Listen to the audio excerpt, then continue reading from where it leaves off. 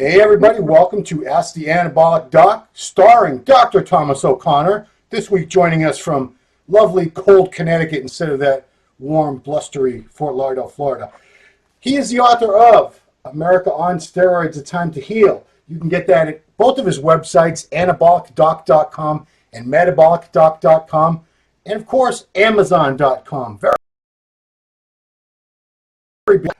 Doc, how are you? How are you this day? I'm doing great. Cold up here, though, Ron. It's cold. I want to be back in Florida.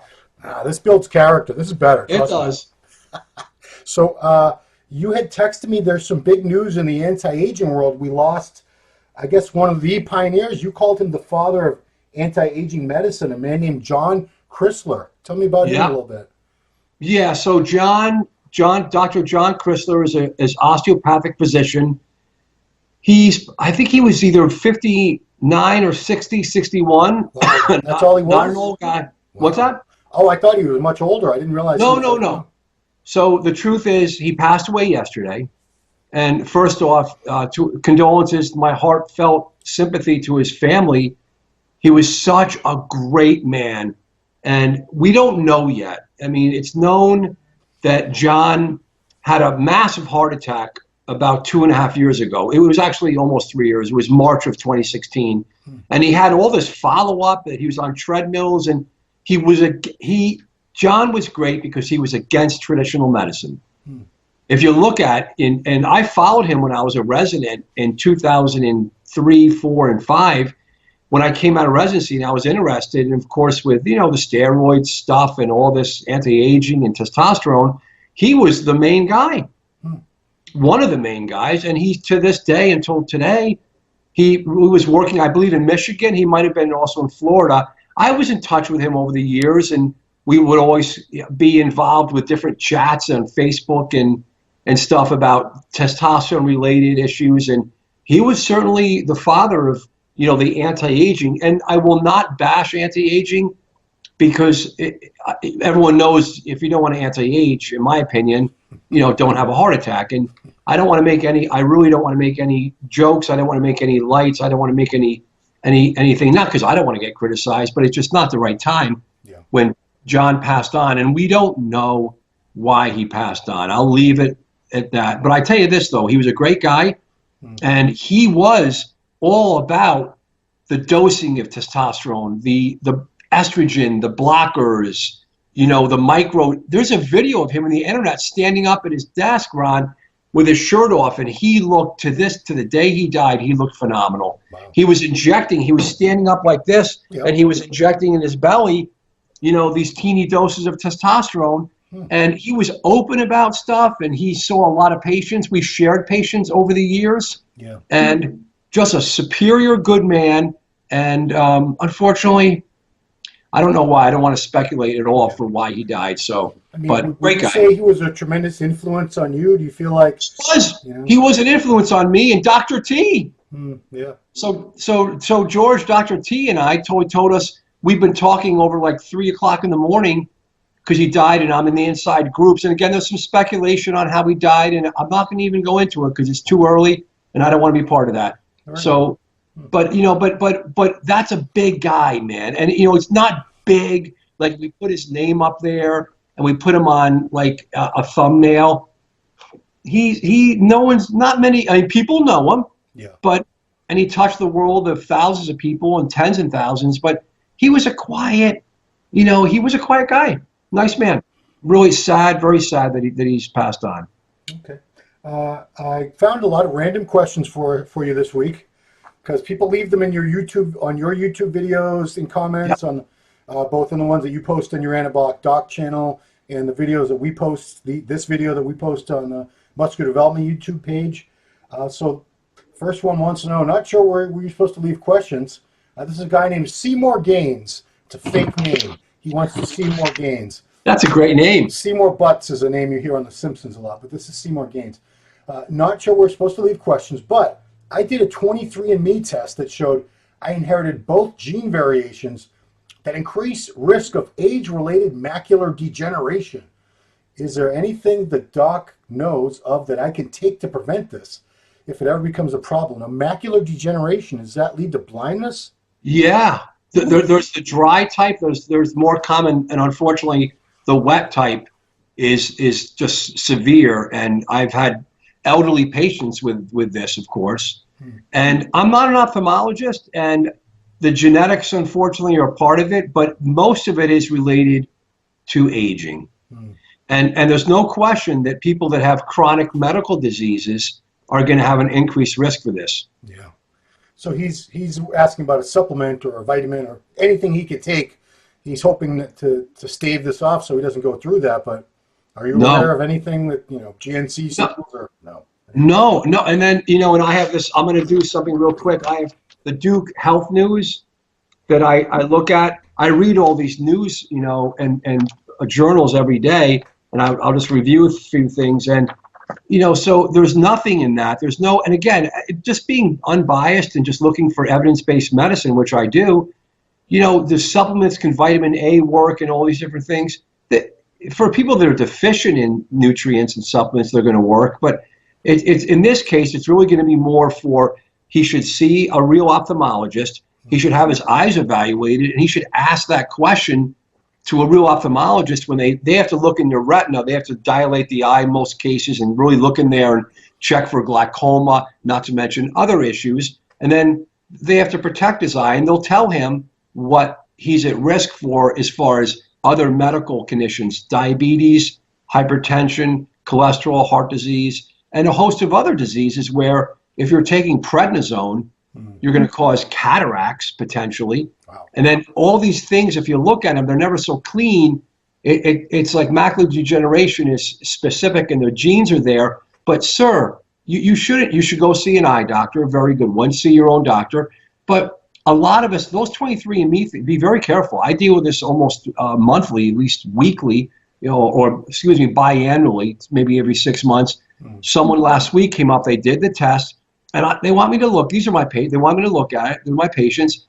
And we don't know if you may have that gene, but we don't know if that if that is gonna turn on, and it's gonna manifest. But if you have the gene for BRCA1, BRCA2, which is breast cancer, and you're a woman, and if you have that gene propensity, you should go see a genetic counselor, and you should see what you're doing. But my God, I mean, there's celebrities, I won't say names because I hate just to rant up these celebrities, but, there's like some of these celebrities have removed their boobs just because they have genes. Now, people get crazy on this stuff. And my opinion is, I just sit there, I look at it, and I say, okay, why don't we go see the doctor that's related to that gene? Maybe a breast surgeon, a gynecologist, if it's female parts, an ophthalmologist for the eyes. I mean, right? It's kind of common sense to me. And go right to the expert. This day and age, everyone's a specialist. So, okay, I'm stealing all the. These are all from your video comments, but I didn't watch this yet. You did a recent video called "Do SARMs Cause Hair Loss?" Yeah. I'm not going to make you go through the whole video, obviously, but I'm just curious. Briefly, do SARMs cause hair loss? They definitely can, but they definitely can. First of all, it always goes back to the study that the doc did at Harvard, Dr. Bashane, maybe a year ago, maybe less than a year ago in New York Times when I was quoted with him for the review. Yeah. That it wasn't even a SARM. If you're ordering the stuff online, you're not going to get a SARM. And that brings me to this article here in Duke Health News where it says muscle building supplements, they were tainted. The feds pulled off the market. Muscle building supplements, Ron. Yeah. They were undeclared anabolic substances. Shocking. That's awesome. So that's great. That's right out of this conservative, what you're going to get. I mean, they want this, right? So when you're getting a SARM, if first of all you don't even know what you're getting, but if you are truly getting a SARM, right, Osterin or Rad 140, all these, there's like 5 big ones. Yeah. It in the low doses, it probably won't affect your hair, but then it won't have an effect on you. So if and a lot of guys don't use one, they use 2 or 3 or 2 together, plus the secretagogues. Yeah. So it just seems like my whole video, Ron, thank you for bringing it up. I mean, my last video on Tren was is blowing out of the ceiling. I do all these videos on heart disease, Ron. Yeah. And no one, I mean, people watch it. I do one on Tren. I'm just going to do stuff and label them steroids and blow up. It's just because it's the clickbait, and it was really fun. But SARMs probably will not cause hair loss at low doses, but when you start increasing the doses, we see across the board, including increase in LFTs and some of the mental issues and so on and so forth. You do see steroid-like responses with side effects. Okay. So this gentleman left a comment under that video of yours on YouTube. He wants to know, can creatine or amino acids cause hair loss? No way. That's a big fat no. Creatine, it's the worst. Creatine can't. No, that's not going to happen. Okay, so the next one came from Tren. Now, what did you call that? Tren is like the horror drug? Or what did you call it? So it was Trenbolin. It was Monster. What was? Yeah, just Monster. I forgot what the. Hold on. Let me see what I call that. I'm so busy. Oh yeah, Trenbolone, Monster steroid. I should have called it awesome steroid, but anyway, Monster steroid. But I did because I've been getting so many guys coming in, getting off Tren, and the main problem is the sex drive doesn't come back. At least not not fast enough for their liking. Yeah, I mean, they might have like a big gangbang scene they have to film the next day. So this guy left a comment because I think no matter what you talk about, this goes for anything. There's always going to be that like one exception to the rule. He'll say, well, I blah, blah, blah. Yeah. I didn't go through that. So this is one of those. Eduardo Manuel says, how come I have never felt anything like this on this drug? And I've been running it as high as 900 milligrams for about 8 weeks before and still am chilled as anything. Sex drive just goes through the roof. I just seem to get the good side effects from Tren. Never had any negative side effects on this drug. And even when I change it for a different compound, my sex drive is still pretty much the same. So you talked about like Tren rage and, the emotional, psychological effects, I'm assuming? Is that what he's... Well, yeah, I did the whole breakdown. We even have a table of contents. Please watch the video, folks. Yeah. And there's almost 5,000 views in a couple of days, and we have 116 comments, and the majority of those agree that it is a monster steroid. I mean, for better or worse. So this guy didn't have any Tren cough. This guy didn't have any of the Tren night sweats. And he feels great. His sex drive went up through the roof, so that's certainly a response that Tren will do. Right. But I mean, great. I mean, that's great for you.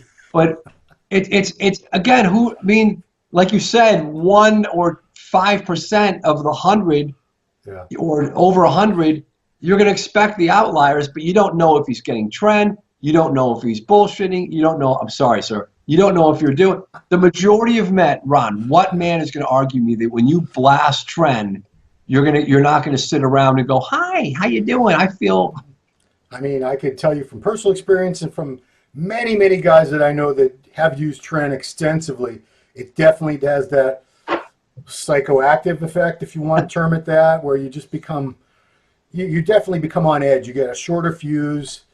If things irritate you that shouldn't bother you, and your temper gets affected. If you're somebody that's prone to anger, snapping at people, you really should not go near Tren because you might end up in jail. I'm serious. So we do agree that there's roid rage is certainly true. Yeah. The jury came back in. It agrees at least 90% that there is roid rage with at least one steroid. It's Tren. Yeah, I mean that's if you talk to a lot of steroid users and you ask them which one affects your mood that way, which one makes you angrier or shorter tempered. Most of the time, guys will say without even flinching, Tren all day.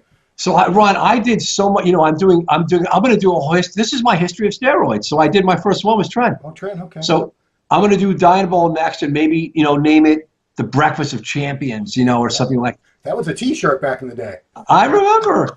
We're going to bring it back. It looked like the Wheaties box. That's it, Dianabol. So and I'll do so I do a historical perspective. Yeah. I talk about it. Of course, I'm pretty much reading out of Llewellyn's book. I mean, I'm not going to bullshit you, but I'm reading it for me, and then I go into what is the anabolic doc.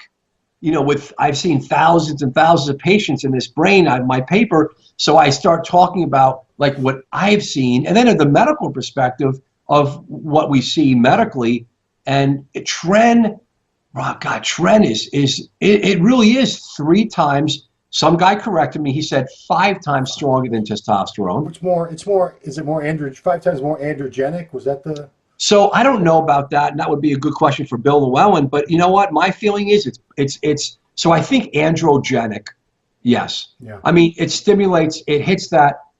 So the androgen receptor, but it's super anabolic, but it's definitely androgenic. I mean, that's probably that's why aggression and the sex drive goes so high, and then the sex drive crashes when you come off because your brain has been stimulated to such a high degree, and then everything is really your receptors have been activated, and then you pull it away, and then you just have a little.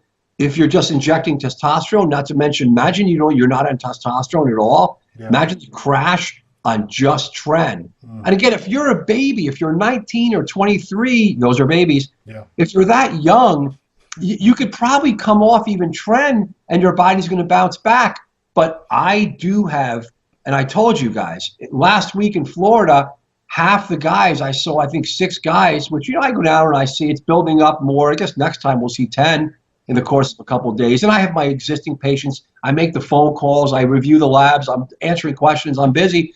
We're exhausting. It's so fun. But when I see like half of the new guys coming in that are under 30 and they're coming in for one reason only, Doc, I can't get off Tren. Because when I come off Tren, my sex drive has adjusted to Tren. And when I'm using testosterone, and not to mention other drugs, and they're all balancing their estrogen and doing blockers, and we can go on for 6 hours right now, right? Yeah. And I swear, Ron, these guys are coming to me for one reason only, to get off the steroids. But not only steroids, particularly Tren. They don't care about the heart. I mean, they care about the heart, but they don't care. They're not coming for the heart. They love me for the heart. Doc, you're a great guy. Appreciate the heart, but in your kidneys and all this kind of stuff. But they only come because, Doc, what am I going to do? I'm in trouble. I have no sex drive. I got my penis, my sex, nothing is working, and I'm off. It's because of Tren. What do you do about that, Doctor? So their sex drive is pretty much gone. Gone for a while. Well, it's either gone or it's so much lower that they're having a pathology on that displacement between where they were and where they are now. And I think what I'm seeing is these are men that they're very sensitive. They were hypersexual. They have some other, be careful what I say, they have some other, depression. No. They have a traumatic brain injury in the past, remote, PTSD. These are incredible men. Some of these men have been in the war. And the wars we've had, and then they're policemen, some of these men, and they're in the war every day in the streets. And that's what I'm seeing, and it's superimposed on top of, their anxiety and maybe some depression that wasn't too bad. And then the Tren really finally, pushed them over the edge. They were hypersexual. They loved it, but some of the guys did say that they were violent on it. I mean, I heard that discreetly from different men, not that one guy said violent, another guy said, yeah, he couldn't even go to work. He was horrible at work, and he was aggressive to his own mom, arguing his mom, and he broke down in tears, and he felt horrible about it. He couldn't control himself emotionally. And then the sex. What do you do about this, Ron? Well, this is a man show. Let's talk. So these guys had this raging sex drive. They were performing like porn stars. Yeah. Unless you're like dating a new girl every week, why would that even matter? You know what I mean? If you're in a long-term relationship, I mean, I knowing women the way I do, somewhat, nobody really knows them, but knowing what I do know, if you've been in a very long-term relationship and suddenly you become this hypersexual creature that wants sex, multiple times a day, I would think at least a lot of these women would be relieved that now they're getting a break from being pounded like, sledgehammers. It's true. So you are bring up, Ron, right out of the streets, you bring up a great point. So these are young men who are not with one person. They're on Tinder. They are on Tinder. By the way, they are, and they regret it. And now I'm seeing herpes. I mean, I'm not seeing HIV, interestingly enough, thank God, but I see herpes. Yeah. And it's like, look, guys, it's not a death sentence, but I mean, one guy said, "Hey, doc, now I got an answer. What's your answer? I only date on herpes.com now." Yeah, that's a real thing, huh? Apparently it is. I don't know. I mean, it's a great show. It's a great show. They must give it some other, gentler name than herpes.com. This is a year or two ago. I haven't heard that recently, but it was from a man who was hypersexual. I don't know if it was from Tren. It was from testosterone steroids, and it was Tinder and it was other things, and he was just going crazy. So, so these guys are definitely young, and they have different partners or not. I'm just remembering in the social history, they're not married middle-aged guys with a wife. No. They're Chad and Tyrone. You know who Chad and Tyrone are? No. You haven't heard those terms? No. Okay. It's funny. So guys that are jealous of other guys who get many, many different women all the time, they call those guys, what we used to, players would be the older term. Now they call the players Chad if they're white or Tyrone if they're black. Oh my God. So that girl's just banging a bunch of Chads and Tyrones. Oh my God. So these are guys that, don't take them out to eat. They don't spend a dime on them. They just Tinder, swipe this, come over to the house, bang them, and go home. And is that true? This is really true? Oh yeah, I know some of these guys, but you know the Chads and the Tyrones. I don't know any Tyrones, but I know a couple Chads. That's awesome. I don't have a large social circle, but I do know a couple. So back to the trend. This guy left a question for you. This is interesting. What's his name? He put it on there, so let's say Toby. Toby wants to know, Doc, what would you consider a large dose and a small dose of Tren Ace? You know what, Ron? I'm going to have to put that back to you, sir. Sure. Well, I've talked this over with, in the old days there was no Tren. Tren's a more recent phenomenon, but they did have parabolin, which was a European drug that was used, I think, as far back as the 70s, very popular in the 80s and through the 90s. And it came in 75 milligram per milliliter glass amps. And it was from France. I don't, whatever drug company produces over there. And the guys would use sometimes if they were living on the edge, 3 of those a week. So 150 to 225 milligrams of, I believe parabolin is trembolone. I believe it's the same thing. But so that was, and the guys told me that was plenty. Like Dorian Yates, he's come out on record saying what he used. He said he said 2 or 3 of those a week. I think it might have been 2. And he said that was all you needed. Wow. And if he had tried more and he didn't see any more benefit to using more. But I hear guys now, because Tren is fairly cheap, you could brew it yourself with the pellets. That's what guys used to do. But even if you buy it, it's one of the cheaper items you can get. Test and Tren are cheap. I hear guys doing low end 300 milligrams a week, high end 1,000 milligrams or more. I was going to say it's the low end. First of all, it's used a couple times a week, right? It's pretty short acting. Well, if it's the Tren acetate, which was all you could, it only was available as an acetate for many, many years. The enanthate version is much more recent phenomenon. I don't think I even heard about it until. Well, I did my research on this. That was British Dragon. Enanthate was British Dragon, I believe, 2004. Oh, okay, so it's been around longer than I didn't hear about it until maybe 5 years ago. So I'm a little not as in the loop as I should be with all that. But so Tren Ace you have to do because it's short acting. It's an acetate. It's an every other day injection, which it's a lot of work. You're a pincushion, but it typically comes. The acetate comes in 75 or 100 milligram per millimeter concentration. So yeah, you would have, even if you're doing say 100 every other day, that still only comes out to about 350 milligrams a week. Yeah, so I think it's about, the low dose is about 200 to 300 a week. Yeah. Some guys, I just remember I saw a guy now, he was taking 100 twice a week. Yeah. On top of about, I don't know, probably 600 to 800 of testosterone cypionate, and that was just like blowing him out of the water, of course. Right. He just was huge, strong as hell. That's his thing. And he wasn't gaining too much fluid, because the Tren is not, it's not an aromatizable, and I did a whole thing about that. It's not aromatizable, but it does stimulate the androgen, the estrogen receptor itself. So it's just a massively strong drug, Ron. I mean, what would your concerns be if you had a patient of yours who was saying, I'm on a gram of Tren a week. You know, And I have had guys health-wise, what's he risking?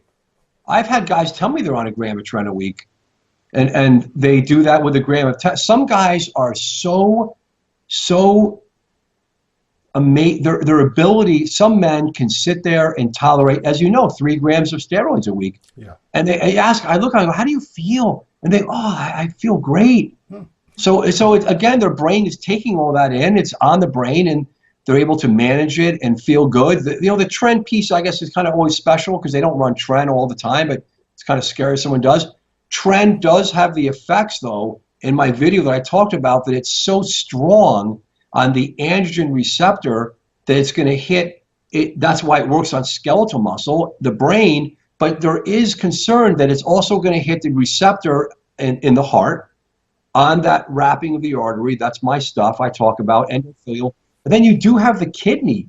You do have the kidney. So if it's that strong, and steroids, it looks like the data does support that anabolic steroid use or abuse long enough in the wrong person who has genetics, they end up having a condition called focal segmental glomerulosclerosis. I made a referral to one of my patients today to Dr. Bombach. I'll give you the name. Dr. Andrew Bombach, Columbia University, New York City, is the anabolic.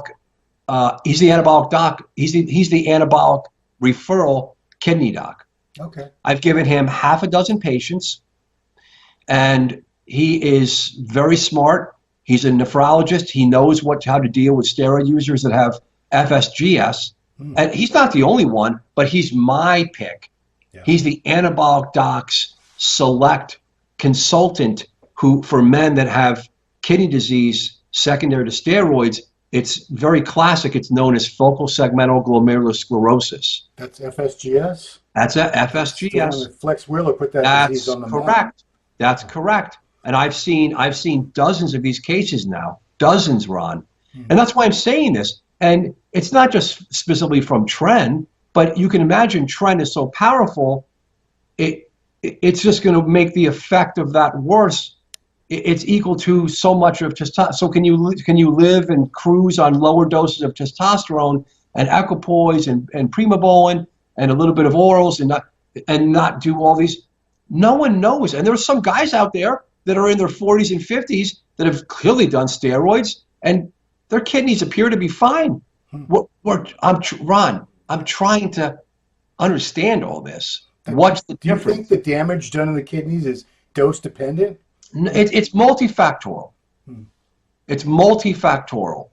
It's dose dependent. It's the type of steroid. Strong steroids worse than non-strong. Common sense. It's the man. If the man has genetics for FSGS and he's African American and he's hypertensive, he's going to be in trouble. So no one's going to argue with me.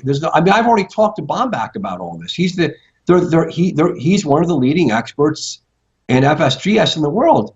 And there's that, I will reference data, the Columbia University study, I believe it was 2009, by Dr. Leal Hurlitz. She's the top pathological nephrologist, I believe at Mayo now or Cleveland Clinic. I talked to her directly. She's the one that years ago gave me the name of Dr. Bombach in New York City because I'm up in the Northeast, so I wanted a guy, here. She said, Tom, Bombach's your guy, because he was part of her training program. She was the author on that Columbia University study that compared obesity failure in obese patients with kidney failure to steroid users in kidney failure, and it was FSGS. Anyone who's interested in this, please Google kidney disease steroids New York Times, or just Columbia University steroids. You'll see it. And you'll see Leal Hurlitz's paper. I think at least one paper, if not a follow-up, and 2.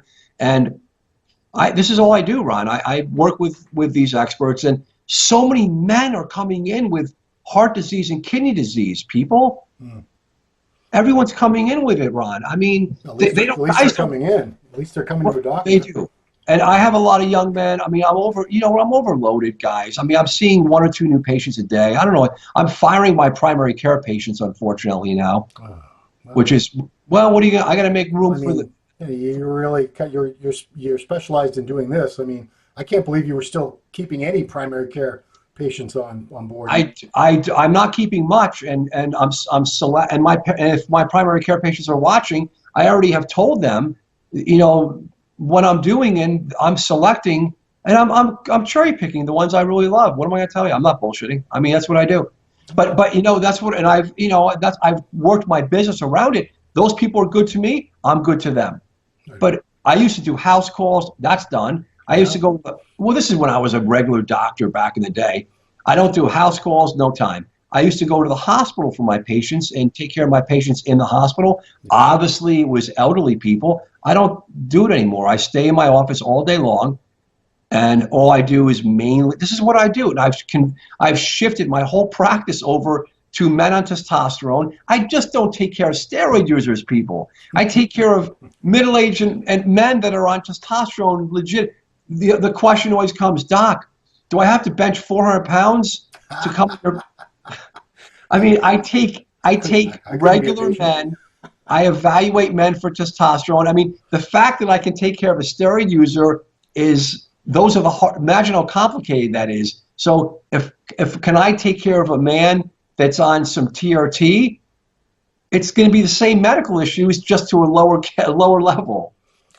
Now, this is a dopey question maybe, but we might have even touched on this before, but what if someone came to you and said, I love Tren, Doc. Could I just use Tren for my TRT for the rest of my life, like a couple 100 milligrams of Tren a week instead of testosterone? But I get it. Those are why these guys are joining. And I tell them the answer is no, you can't. I said, first of all, you can do whatever you like, but you can't live on Tren, guys. Why not? Living on, you can do whatever you want. Living on Tren, that's gonna not be sustainable, in my opinion. And these men actually have lived on Tren, and afterward, let me. This is what a great question. I've had guys tell me they've tried to live on Tren with the same dose, increased dose, decreased dose for up to 4 to 6 months. That's not shocking at all, but you know. So those are just ones I could tell you. I'm just not going to make anything up, but I have never heard a guy say it's been on for a year. Maybe there's the outlier guys, but so, and they tell me that in the end of that period, something happens that they're losing the response, or they're just not feeling, you know, or the hair is just like, you know, coming off. They're just wiping their hair off with a comb. So testosterone is really the only steroid you could indefinitely use in a small amount. Absolutely. It's never going to lose its effect. I mean, it doesn't. Testosterone doesn't lose its effect. Now, can Tren not lose its effect? I don't know. I don't know, but I think Tren is so powerful that it just saturates the receptors in the central nervous system so much that it just will cause over time tons of downregulation. And it just is not sustainable. But this is a great question. I'd love to hear comments. Please, people, has anyone lived on Tren? Let's bring anyone who's lived on Tren for more than 6 months or something. Come on the show. Let's de-identify you and ask you, like, what happened to you? How'd you feel? Are they going to be in shadow? We can have the robot voice. Well, I like. Well, yeah, the Tren interviews. Oh man! So your next video on Anabolic Doc YouTube page is going to be about Dianabol. Well, I'm going to do. Yeah, I guess that will be the next one. Dianabol. I'm always jumping off on tangents. When I went to Santa Barbara, University of California, Santa Barbara, I only lasted 1 year, but there was a football player that was I don't know if he lived in my complex or if he was always somehow sneaking into our dining hall to eat, but he had a weight belt and he would wear it everywhere, even when he was going to the cafeteria to eat. He was a big, ugly guy. He looked about 35, but I guess he would have had to be college age. But the belt said, "Die young, die strong, Dianabol." Oh my God! Yeah. I'm guessing he's dead by now. So he wanted that. Yeah, I mean, I tell you, Ron, but Dianabol. So I had to do Tren just to kind of wake up the world. I got the attention I was looking for. I knew it. It's blowing up right now. Yeah. And the next one is going to be D-bol, and then I'll run into maybe the testosterone esters. I'll do Anavar, Winstrol. I'll do Primobolan, Equipoise. I'll run through them all. Anavar. You could do the Anavar one. Talk about how you could turn your girl into a fit chick with Anavar. Also, I'll do the whole perspective historically. I'll do the so first of all, I do the pharmacokinetics, all the pharmaceutical stuff, all the science with interesting pieces, and then I'll go into the manufacturing history and everything. It's out of Llewellyn's book, of course, and then I have my own side notes, and then what I've learned over 10 years of being the anabolic doc, I'm going to talk about the clinical sides that I've seen from like Tren, Dianabol, Anavar. It's really cool. It's going to be really cool. I mean, I want to be known as the anabolic doc historian also. Okay. Well, let me check the video out, The Horrors of Tren, or whatever you call it. You got to watch the video, Rob. It's crazy. The devil's candy. No, the devil's juice. What do you call it? Devil's juice. They say juice. devil's juice. Oh, that's Trentastic. Okay. There was one final question. It's kind of, I'm not going to say silly. There are no silly questions, right? But a guy wanted to know your opinion on first ecdysterone, which I think was made from insects or something, wasn't it? Yes, I read about this. So that, and he wanted to know, is it possible tribulus can cause hypogonadism? So real quick, your opinion on ecdysterone, which I read it. So it is anabolic. It's some anabolic like peptide agent that's coming from insect organs. Sure. And if you read the academic literature on it, it seems like it really is. It does something about stimulate. It's anabolic, but it mediates through the estrogen receptor. Honestly, Ron, I read it so quick because I'm so busy. Yeah. But I saw everything else. I was like, I can handle all this stuff. And then I said, I better know what that is. So that really is, and it's going to go. It's either on the list of banned substances by the IOC, or it's going to be. I think this might be. I don't know. I'm not. Again, please tell us. Is this an old substance, or is this something? I haven't heard that. I haven't heard that in about 10 years at least. So it's old. Oh yeah, it was. I remember hearing about it like in the early 2000s a lot. It was kind of a hot product for a minute there. You know, the truth of the matter is, because I was tearing through a bunch of review on it. Yeah. It's nothing's going to compare to the old-fashioned steroids, Ron. No. And so tribulus, to cause hypogonadism, it would have to significantly increase your own testosterone levels, which I can't imagine tribulus does that much. No, it does. Everyone tells me that this stuff in the end doesn't work, and don't hate me. It's just it works a little bit. Yeah. But then you lose the effect. Let's just come on. We've talked about it a million times. You lose the effect, and if it either works by stimulating your central nervous system, like a selective estrogen release, like Clomid does, or Nolvadex, it increases testosterone a little bit. I mean, little bit, depending on the dose of Clomid, and then or it works like luteinizing hormone directly on the testicle, or apart from this, it's just a steroid agent directly, like all the steroids we talk about, either testosterone derivatives, Norn-19 derivatives, and so on and so different, these steroid ring derivatives, which Llewellyn has a book this big on. So obviously it's a complicated science. And then when you start doing that, you just bypass your brain because you give it directly to your brain, or you bypass the hypothalamus and pituitary, and because you just give it to your brain. And then that area of the brain goes to sleep. Yeah. Your testicles will shrink, and no one's going to argue me at a certain point, depending on the dose of steroids, depending on the kind of steroid, and then all the game of PCT. So, if you're a completely drug-free natural guy, and you do a little bit of this tribulus and these other medicines, these other herbs that they do increase testosterone, but are they going to cause frank anabolic steroid-induced hypogonadism? No. But remember, you and I talked about that. We agreed that those probably won't, but they just don't work. So it's a gateway to the agents like pro-hormones. Right.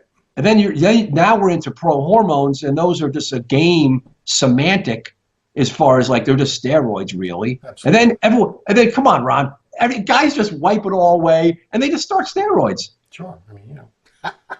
I mean, am I right or wrong? Oh, I mean, I tell people all the time, I said, if you want to be 100% sure what you're getting, what you're using is going to give you the results you're after, I can't believe it's never ending how many people still say, well, I don't want to inject. I don't like needles and this and that. I know. I just want to take some pills. I had someone asking me just recently, you know, I want to do my first cycle. What's a good oral only cycle? I said, there is no good oral. That's a horrible cycle. Horrible. Your liver is going to be hating you. Trust me.